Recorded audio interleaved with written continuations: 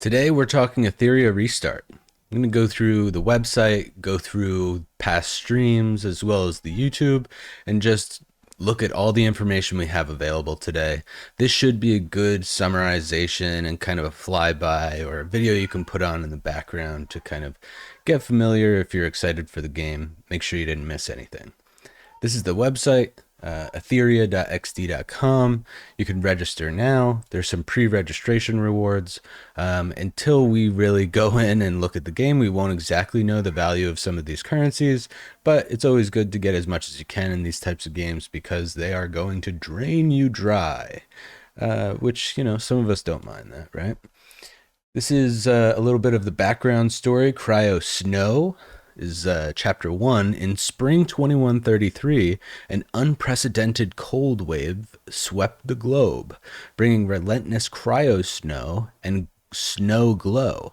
Humans exposed to snow glow gradually lost memory and consciousness, fell into a deep sleep, and eventually perished. To sustain society, the United Government established shelters and an automated supply network to keep them operational. In 2150, supercomputers predicted a new surge in cryo-snow storms, causing mass panic and plunging society into chaos. Internal conflicts destroyed several shelters. The United Government confirmed that current technology couldn't withstand the disaster and initiated the Cryo-Sleep Initiative. As part of this initiative, the construction and experimentation of Etheria began on an artificial island near the equator in the Pacific Ocean. In November 2174, the United Government officially launched Etheria. Qualified individuals entered hibernation zones beneath node cities to undergo hibernation and etherization maybe. Their minds, consciousness, and memories were converted into Etheron data, stored in the Etheron database, and linked to Etheria. Simultaneously, the United Government formed a defense guard unit using intelligent machinery to protect node cities and Etheron hubs. In this era, humanity ventured into two worlds. One chose reality, the other chose Etheria. Okay, so sort of Matrix vibes. Or what was that movie, Player One, right? Ready Player One, where everybody's like living in garbage piles and half of them are like only living their lives in the cloud. Today, Etheria's most dazzling central city is Eltrice. Embracing the Etheria's prosperity, humans quickly immerse themselves. Here, they rediscover their lives, dreams, and hopes. They entertain, work, socialize, and fall in love. Every new beginning unfolds here, creating a mesmerizing illusion that makes them forget harsh reality and the sorrow of loss. However, this prosperity and peace did not last. External threats, internal conflicts, and tensions between humans and animuses quietly brewed. Then we go through some of the characters. Animus Archive. The Animus are those, your heroes, your champions, your waifus very often. And we can see a pretty good split here. We got waifus, but we also have a few husbandos. And, everybody's got a little sliver of an interest in both. I consider myself somewhere around the 10% mark. Jokes, please, don't be offended.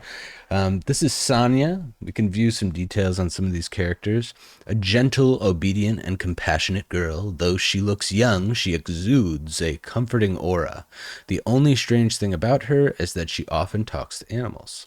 I do appreciate whenever they have young characters and they're not sexualized. We have full coverage here. She's looking cool. She's got bird powers or animal powers. A little bit of a ability overview here where she can, it looks like she's doing some stun. She's gaining some action when she uses that ability. At the end of the turn, Sonya draws power from nature. She heals some of her allies. This is only a passive though. And then all powerful, this is probably the ult. Summons all her power, granting 1 stack of all powerful protection, recovering 20% max HP for an ally. So it looks like we have a healer. Makes a lot of sense. This is a constant. Oh, these are the different types. So it looks like we have constant, We have hollow. We have reason.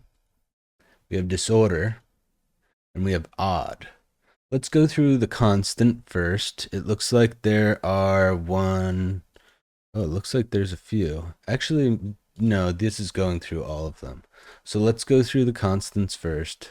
Is this a constant? No, it's not. So we got to go the other way. We already went through Sonya. Let's look at Link's Dorothy. Dorothy is an adorable wanderer girl who looks delicate and harmless, easily evoking the tender part of people's hearts. The little box she carries has almost infinite space where she collects interesting things on her journey. Very nice, very nice. It looks like she is also a healer just by the icons. The first one, she's doing some healing by healing the ally. So it's by a percentage of damage. And then this is a cleanse, healing a single ally and dispelling debuffs.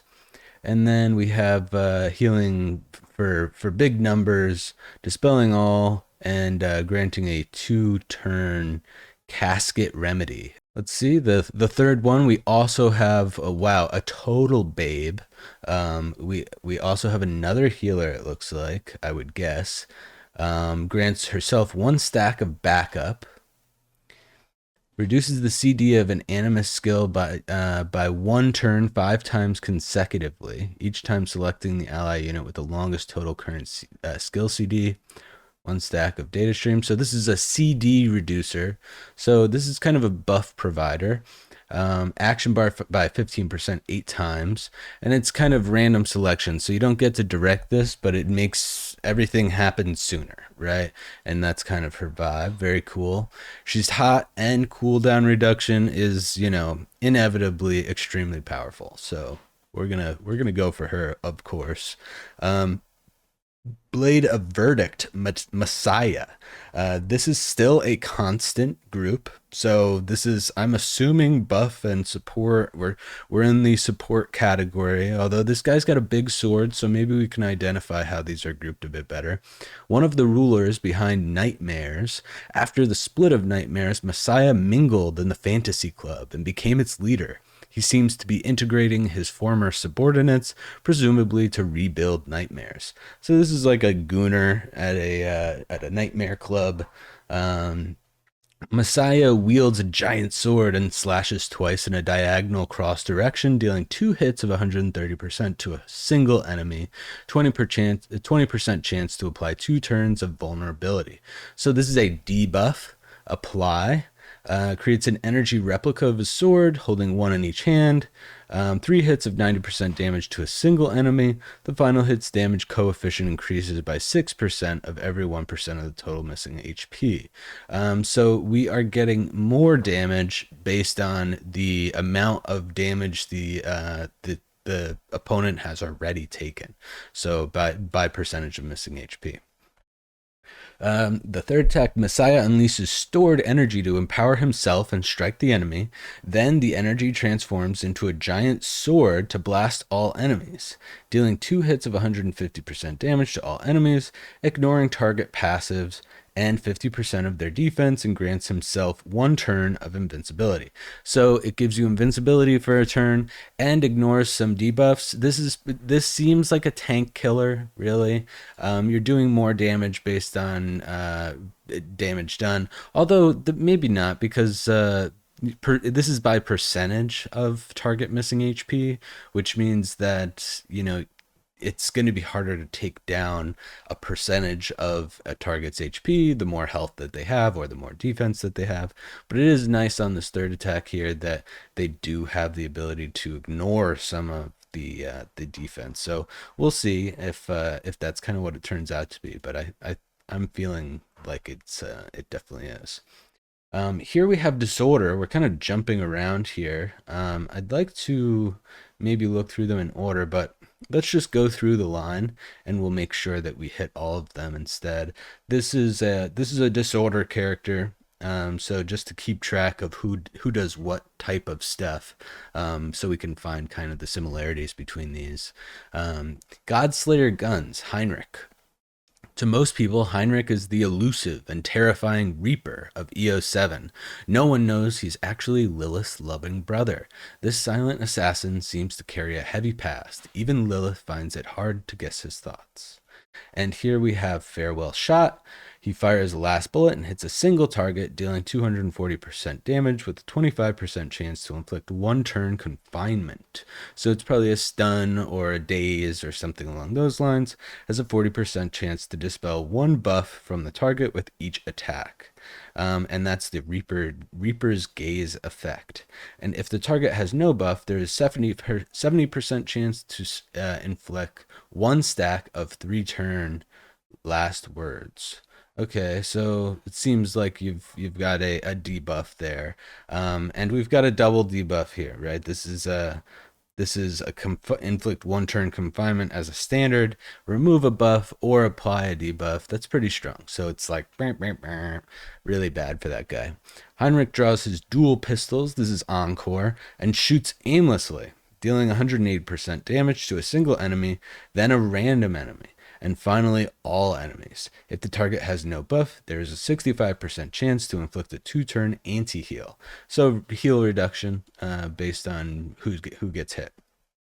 Heinrich unleashes a barrage of deadly firepower with a Reaper Coffin, dealing 3 hits of 90% to all enemies, with the final hit having a 50% chance to inflict a 2-turn confinement.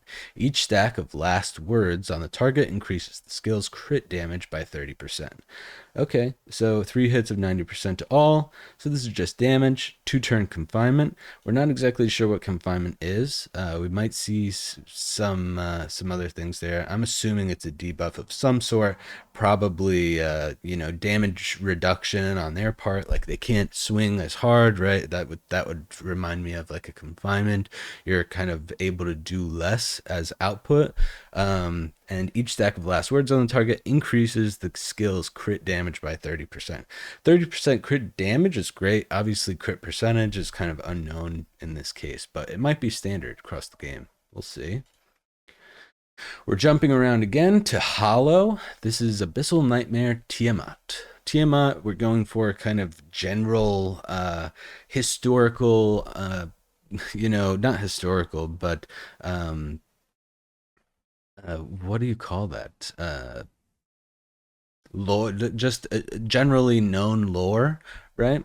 Tiamat is a well-known character from Tiamat, blanking, Mesopotamian mythology, is the primordial goddess of salt sea and the figure of chaos and violence. And let's see a character generally shown as a dragon, but here's the babe version, right? So there you go. So there's Tiamat. We kind of see similar colors. We see a little bit of a dragon vibe here. Let's view details. Her origins are linked to an important event, and most records about her have been deliberately destroyed. However, the remaining snippets are enough to make people wary. Okay, and this is a hollow character. Tiamat pierces a single enemy with her spear, dealing 2 hits of damage equal to 10% of her max HP. Each hit consumes 8% of her current HP and adds true damage equal to 120% of the consumed amount. So this is kind of, you got to give and take. You have kind of a warlock sort of situation where you're giving up some health in order to do some damage. Evolution, she has an evolution which is called Matron. It takes 25% of her damage for other allies. For every 12% of her max HP lost or recovered, gains 1 stack of dragon blood. With 8 stacks, she becomes the Dragon Queen, recovering 30% max HP and immediately gaining an extra turn. So this is really great. We have essentially tank, right? She's a tank damage dealer with a kind of second phase, which is always cool. Tiamat inscribes a seal of life, consuming 25% of her current HP to grant all allies a 2-turn HOT. And shield, heal over time, and shield. With the shield equal to 120% of the consumed amount, each stack of dragon blood on Tiamat increases the shield by 8%. So you can kind of grow that amount that you're able to give based on your dragon blood stacks. Tiamat consumes her own life to empower her spear and throws it to penetrate enemies. Consume 30% of her current HP to deal 2 hits of damage equal to 10% of her max HP to all enemies, with a 50% chance to inflict a 1-turn taunt. Okay, so she consumes 30% of her HP, but she deals damage equal to 10% of her max HP to everyone. So it's, depending on how many enemies there are, this will be more effective, right? And a 50% chance to inflict a taunt. And that taunt, at times, sometimes taunts in games can be like a fear where they like are just there and they won't do anything. Some of them will make them attack one character. I guess we'll have to look closer to find that out. Eternal Slumber, Valerian, an unlicensed doctor who doesn't seem very reliable, spends more time asleep than awake, and always looks drowsy, hates trouble, so she minimizes unnecessary social interactions, is used to living alone, and often talks to herself. Let's check it out. Deals 240 damage to a single enemy. I'm assuming this is 240% damage. Maybe we can we'll do a quick screenshot of this. Maybe, I don't know. I'll leave it be. We'll assume that they'll get to it. Deal 240% damage to a single enemy with a 40% chance to apply slumber for 1 turn, so you could put him to sleep 40% of the time. And it's an enemy, so you get to choose who it is. That's always good in these types of games, because there's often a lot of like random chance, and if you can't direct things, it's a little bit harder to make choices or be tactical. Applies invincibility for 1 turn to a target ally and heal over time for 2 turns to all allies. If the target's HP percentage is below 70%, extends the duration of heal over time by 1 turn. Okay, that's really great. Redistributes the current HP of all allies, balancing the HP percentage of all allies, and applies Hazy Dream to herself for 2 turns. Okay, so that's really great, but it's balanced across HP percentages, so I assume if you have tankier characters, they may take a greater hit. But if you have a tanky character that's lower than most other characters, they'll be healed more than the rest of them, right? That's the difference between like a flat evening and a percentage equalizing, right? You'll have that difference there with tankier characters.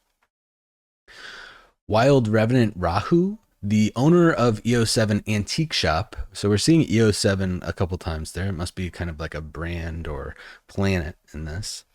A mysterious and elusive man who always wears a kind smile. In reality, he is always seriously lying and using flowery words to sell cheap items at high prices.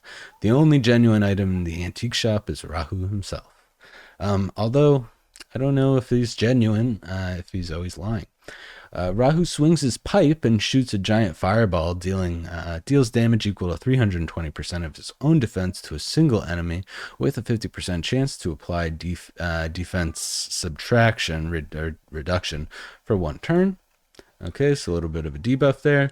Rahu continuously accumulates wrath power during battle. At the start of the battle, he gains 3 stacks of wrath during the battle. Each time other Animus allies take 4 actions, he gains 1 stack of wrath. So for every 4 actions per other player on your team, you get 1 additional stack. So that's, let's say, every 4 turns across all of your team members, you've got an additional one. So 4 turns in, you've got 4 stacks. 8 turns in, you've got 5 stacks.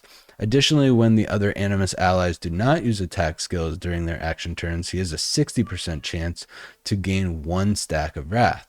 So you actually benefit from not using an attack. So the more support characters or buff providers, things like that you have, the quicker this will happen.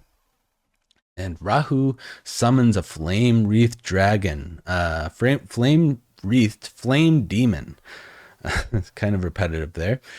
First applies defense plus for 2 turns to all allies and gains 3 stacks of wrath himself. Then deals damage equal to 360% of his own defense to all enemies. I'm assuming this wrath is some sort of resource that he then uses, but we'll have to wait and see. And that was a hollow character. Starting to see a little bit of a pattern, and it looks like we've got a bunch more. There are a lot of characters here. It's good that they have kind of a really solid starting point. And man, our real quick, we can just look at some of these. I would say,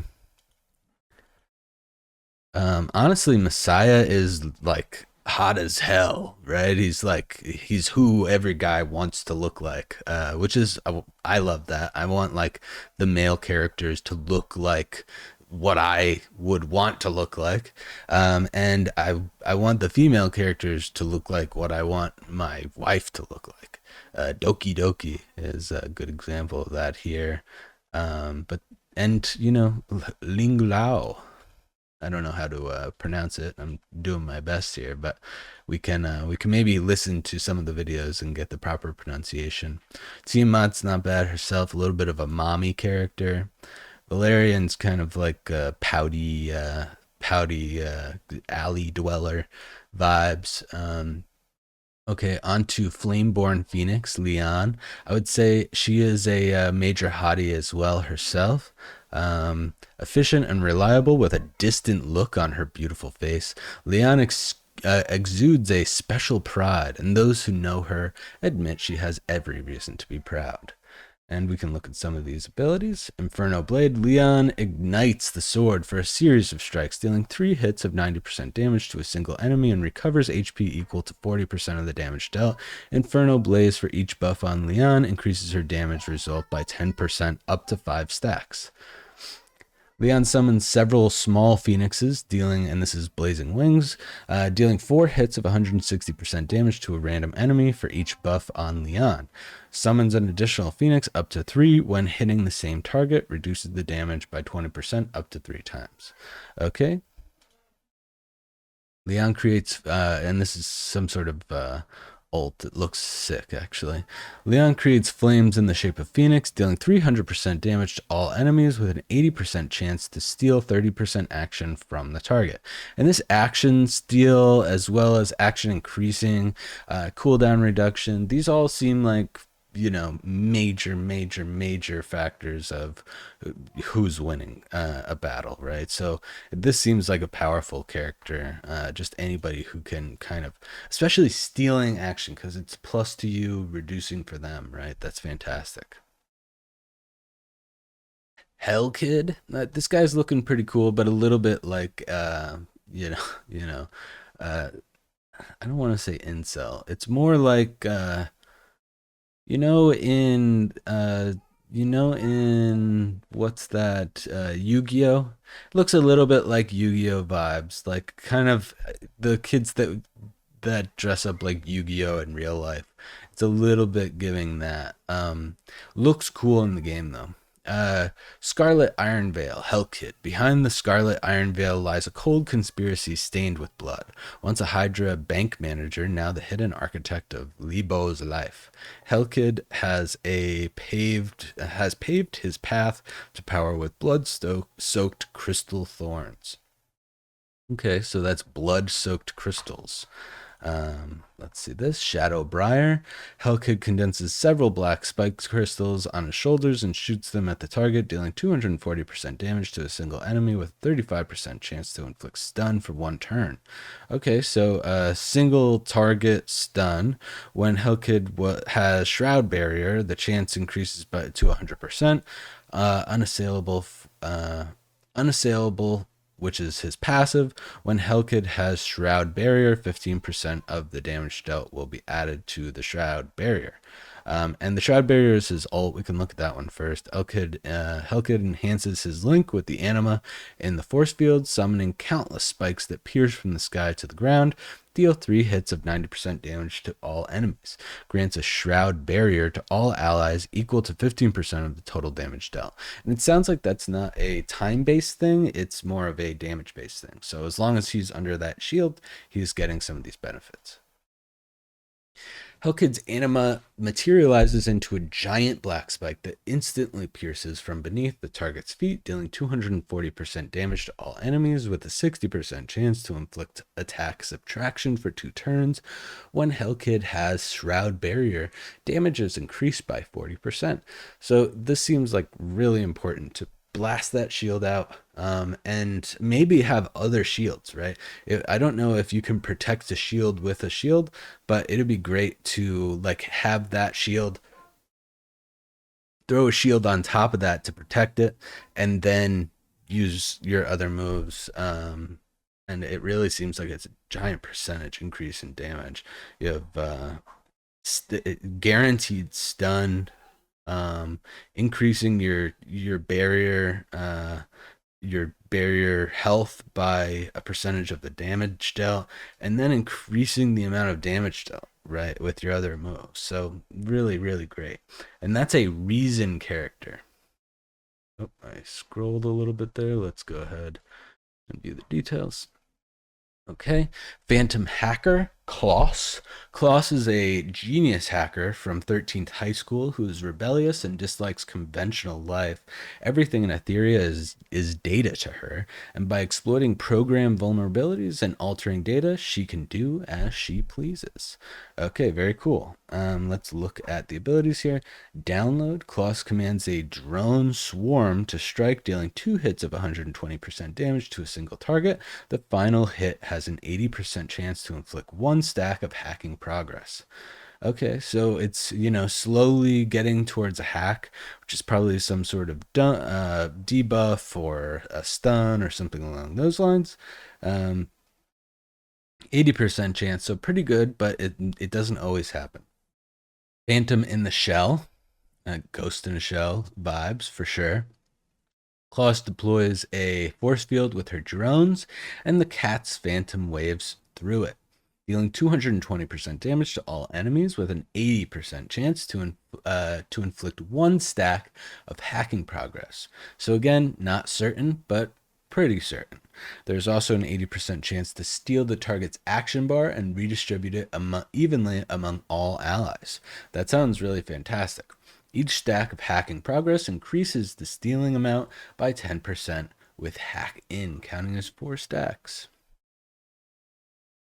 Klaus projects the cat's EMP grenade, leaving her graffiti mark and dealing 260% chance to deal percent damage to all enemies. There is a 100% chance to inflict 2 stacks of hacking progress on the main target and 1 stack on the others. Also grants a 2-turn attack plus to all allies. Okay, fantastic. And it looks like we have, 3 more? Yep, 3 more. So first up, Phantom Edge Oboro. And I would say, like, by the way, cute and young-ish, but not a child. I like that balance. And really nobody has made me feel uncomfortable yet. That's really one thing that I'm usually looking for is, do any of these characters just make me feel flat out uncomfortable? And really it's a no right now. A Boro is like a cold, taciturn humanoid weapon, carrying a living sword called Hagiri. Hagiri shares the body with a Boro, handling daily activities and leisure. In battle, a Boro takes the lead, and Hagiri returns to the sword, communicating seamlessly with a Boro. So the sword is actually a living thing, or just as living as she is, and neither of them are living. Okay, a Boro utilizes high-speed swordsmanship that is difficult to perceive, deals 2 hits of 120% damage to a single enemy with a 20% chance to inflict 2-turn speed subtraction. Kiwami, for every 1 point of speed, a Boro attack increases by 0.2%. Okay, that's a very small percentage, but I guess that must be exponential or interesting in some way. Boro utilizes high-speed swordsmanship that is difficult to perceive, dealing 290% damage to a single enemy with a 100% chance to inflict a 2-turn defense reduction. Boro launches relentless sword attacks, gaining a 2-turn speed increase and dealing 400% damage to a single enemy. A critical hit sets the target's action bar back by 50%, and killing the target resets the skill cooldown. Okay, that's fantastic. All right. Okay, hot as hell. Ziadia. I don't know how you say this. Exodia. It sounds like Exodia, kind of, but I'm assuming this is Zadia or something along those lines. Zadia is the headliner of Doki Entertainment. No freaking wonder, dude, hottest ever, and the most popular star in Etheria. Behind her constant smile, her true character remains elusive. It often is the case with people in the spotlight. They're usually pretty smart.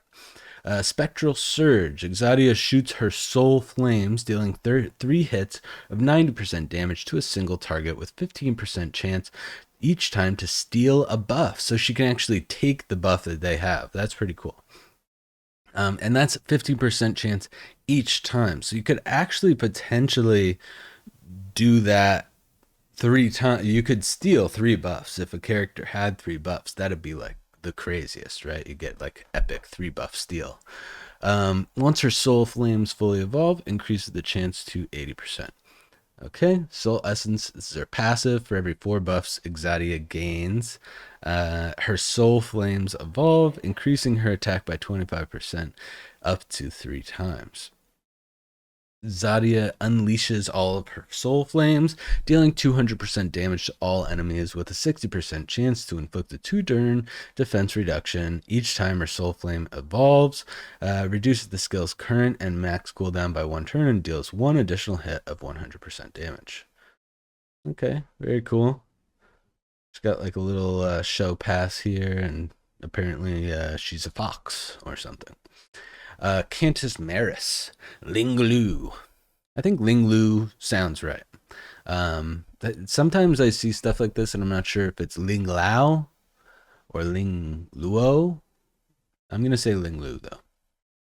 Popular singer from Doki Entertainment, known for this is like giving Miku for sure. Known for her ethereal and enchanting voice, with a refined and otherworldly aura, she has a local fan base. Her personality is cold, reticent, often misunderstood as arrogant and aloof, but she never defends herself. This is Whirlpool. Deals 240% damage to a single enemy. Heals 2 allies with the lowest HP percentage, healing for 10% of the target's max HP. Rockstar. Before each heal, there is a 60% chance to cleanse 1 debuff from the target. If the target has no debuffs, there's a 60% chance to grant Whale Prayer for 2 turns. So it really does seem like applying debuffs is going to be important in reducing some of these situational buffs that you receive, right? It's obviously much better to lose a buff than to, yeah, for someone to lose a debuff than like an enemy of, I guess, the opponent in this case, which in some cases I think we'll find is PvP as well. It's much better for that opponent to see me lose a debuff rather than to see me gain a new buff. I would think, depending on the difference. But this whale prayer, I'm assuming, is powerful. First heals all allies. Healing amount is 15% of target's max HP. Okay. That's great for tanks, right? You get percentage based. Also applies speed plus. So this is going to combo well with that speed character that we were looking at before. The target ally is healed an additional time. Healing amount is 20% of their max HP, and that speed plus was for 2 turns. Okay, perfect sound wave. This is a whale move, looking like pretty as hell. Got a cool water design on the ground, bubbles all over. We got a song sort of thing going on. Very cool. Applies immunity to all allies for 2 turns, then heals all allies twice. Each healing amount is 14% of the target's max HP. For each buff the target has, the healing effect is increased by 20% up to a maximum of 45%. So, global team buffs, you're going to be a really powerful combination with this. And yeah, heals two allies with the lowest. And if there's no debuffs, you can apply a buff here. So hitting them with Whirlpool, and then and maybe even all allies here also applies speed for two. So you're right here, you're getting two buffs on half your team about. So you will see this happen a lot. And this is an odd character. So again, it doesn't really seem like these groupings really have much to do with anything. It's almost like what town they're from or something like that. And I'd probably guess that we're going to see the flavor, like this is all like animals, and here we've got like a lynx. This is another animal. um Not an animal, but in the same family, kind of wilderness vibes. I don't really know. Then here we have sort of like almost like a priest. Here we have like evil dragon vibes, kind of like evil, yeah, sort of evil dragon vibes. Not evil, but like wicked maybe is more the word. Then here we have like a pretty and like elegant maybe is a good word. So it does seem like there's these like characteristics that match, but it's not necessarily their character type. Odd, this kind of matches. They're kind of matchy matchy. Here we have odd as well. So like the showmen are going to be the odd ones, things like that. Next up, I do want to just go back here. How do we get back to the home screen here? A little bit weird. Okay, and we were just looking at the Animus archive. I'd like to look at contests, Etheria Daily, about Etheria. Let's look at contests. Battle experience, building a team of Animuses and become the champion of the arena. For more events and contests, stay tuned. Animus in Metropolis. Okay, so it does look like they're trying to, provide some sort of prize pools and things like that to people so that they can compete and get excited. I think that's cool, but equally bad if they pull out, right? You don't want to create a scene and then kill it yourself, and that death sometimes is perceived as like the game dying itself. So it's something they should be careful with. Etheria Daily. These are all to my understanding. These are all on the YouTube. So I'm gonna switch over to the YouTube. We're looking at the about page. We can look at this real quick. I will say this page gives me reason for concern. It looks really cool, but I can't fucking read anything. Compete, diverse PvP battle modes, and it's like going a little bit too fast, right, for me to really look at it. I can hold it here if I click and hold, um, but I'm just talking about some of this like overlapping. We have the word Doki, we have the word Slay, we have the word epic bosses and PvE challenges. Below it, we have pointless words, but then we also have uh, truth memetic. I guess that might be like the company or something. I'm not really sure. Etheria restart. The current manager of Shinai Club confidential report reveals Doki AI body is from Shinai Group and her mind from. It's just a lot of stuff, and it's kind of messy. And I hope that we don't have like a Zenless Zone Zero situation where the menus are a bit hard to read and things are a little bit disorganized. I think we'll get to see that soon. But overall, I love the style. I can say the same with Zenless Zone Zero though, and it's still somewhat of a negative the way that the aesthetic creates kind of a difficult to interact with game at times. So I do want to be cautious of praising this. Although if this wasn't a video game and this was just a poster, I would be praising this because I love the style. I love the barcode vibes and kind of the thin text on the top, and even this stuff here, Etheria Fantasy, accessing Etheria. It feels like you're like loading into a digital world, which is the vibe of the game, and I love it. Real quick, I want to play some of the music just to give kind of a sense of what you're meant to be vibing with when you come to the page here. Okay.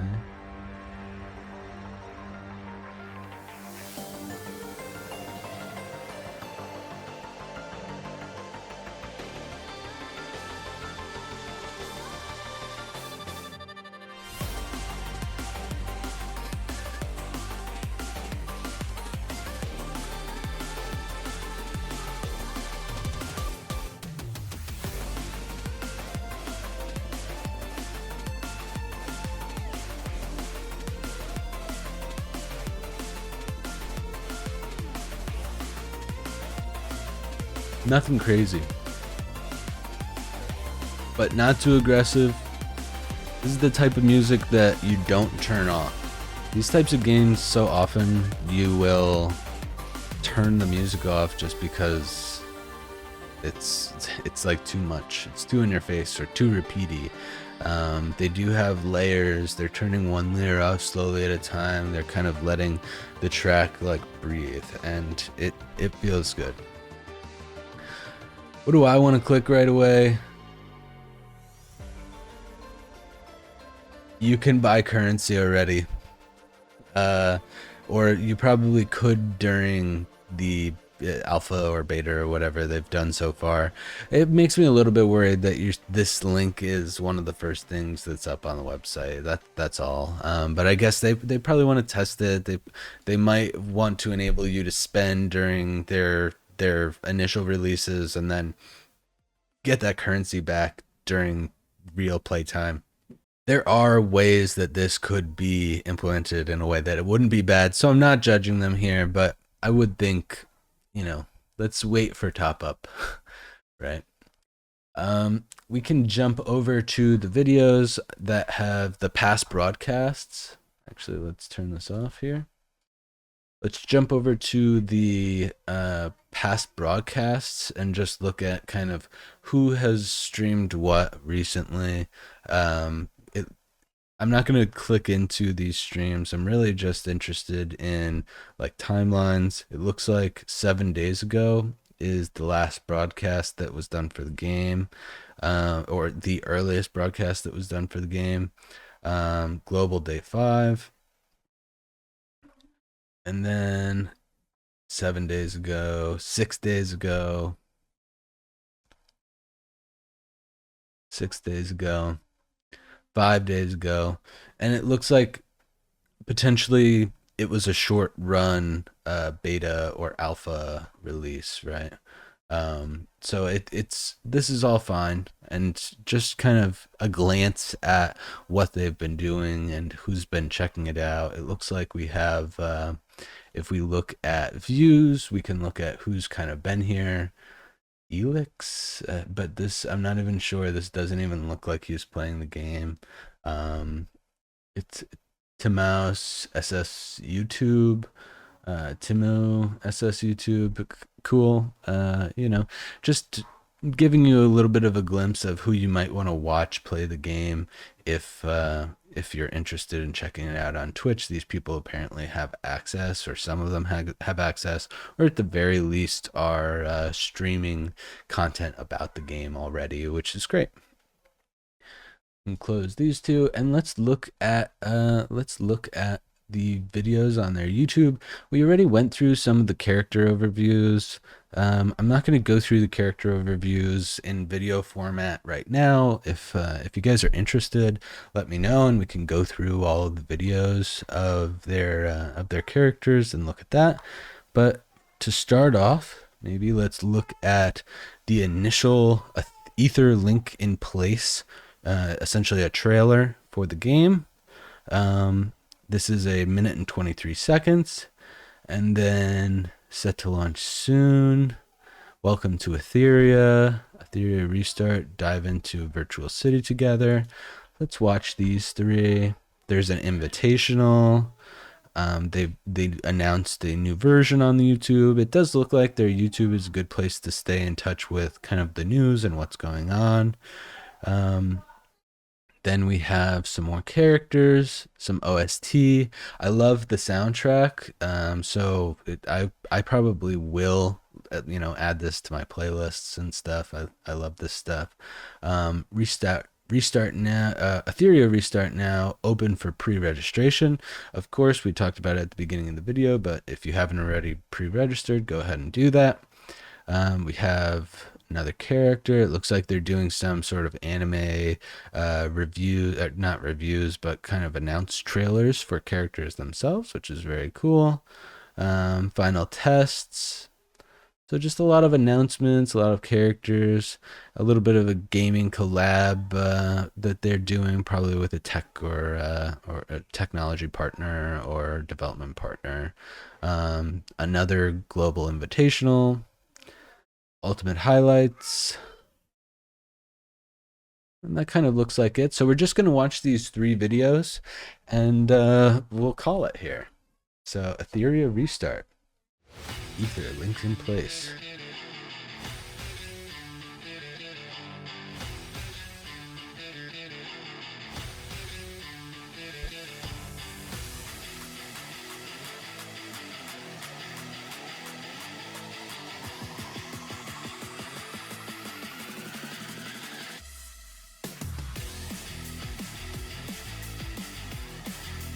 Hacking, incursion.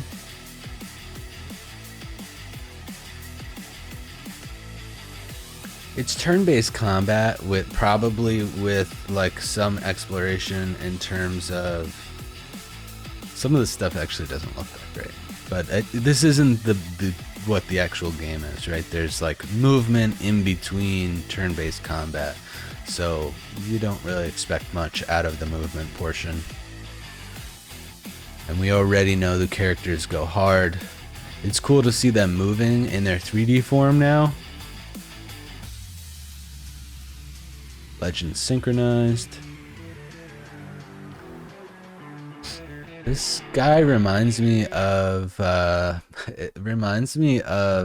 that Snow character in Overwatch. What's the ice character? May, right? Yeah, something like that. It reminds me of that vibe for sure. Cute backpack, bro.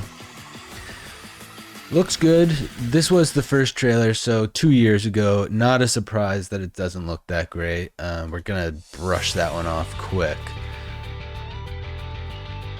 Now let's go into this. Got legs for days, baby.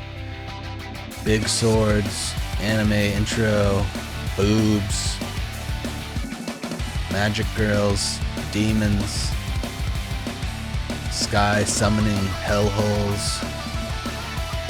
This is the type of stuff I download when I see it. Yeah, I'll play it.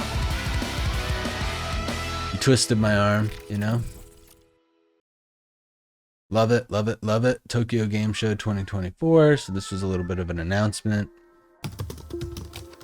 As the real world drifted away during the golden age of science, I believe Etheria is where humanity will find a new dawn. Excerpt from the EOS Archive's first restart day speech. Got a satellite on fire. What did that say? Where did the global freezing that swept across the world come from? To this day, no one knows. Cryo snow, bro. Swept everything away. This is that homepage story that we read through. Looks like they're just summarizing. It looks cool, and I'm glad they have this.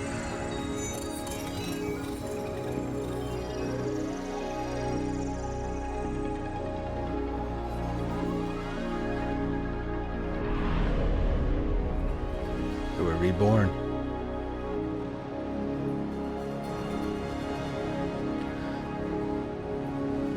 So we created the Matrix to escape reality. It's kind of what people do in real life, actually, with video games to escape their own reality. Yes, with the rise of Genesis, new disaster. So there's actually bad guys, and I guess those are the bad guys. Those guys with the masks that we've seen. So this is a little bit of the first time we've seen their background. Oh, and there's another form that turned them into monsters. So maybe there's even two levels of this. There's like the bad guys and then the monsters that the bad guys create.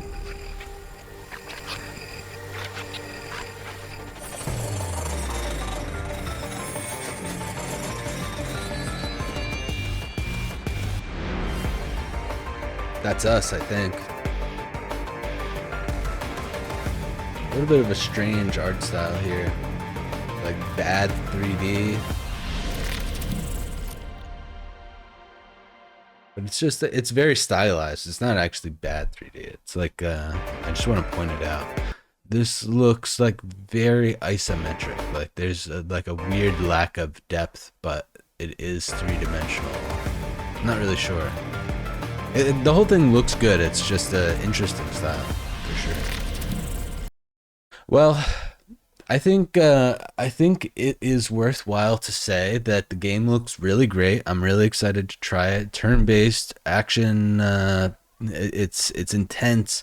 You got some hot characters. You got interesting kind of background story.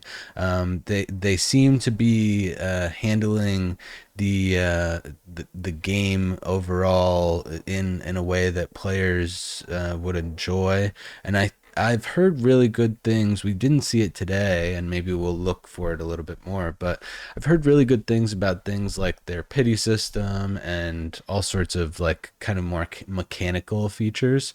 And maybe we'll check it out again. If anybody's interested in me doing another video on Etheria Restart, just let me know in the comments. Like, comment, subscribe, blah, blah, blah. Thanks for the view. Have a nice day.